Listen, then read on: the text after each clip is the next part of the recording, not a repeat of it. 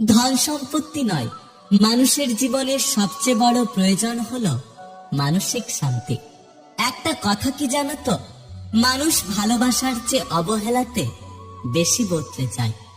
জীবন খুবই মজার। তুমি কিছু নিয়ে আসনি, তারপরেও তুমি সবকিছুর জন্য লড়াই করো, এবং তুমি কিছু নিয়ে যেতে পারবে না।